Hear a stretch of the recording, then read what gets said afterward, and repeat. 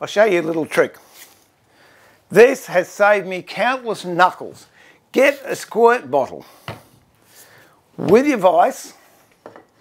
If I put that in my vise and tighten the vise up, where the vise is there,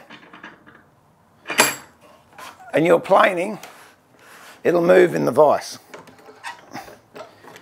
If you get a squirt bottle and squirt water into your vise, then put your job in, and the handle's in the same place as it was before, you can pull as much as you like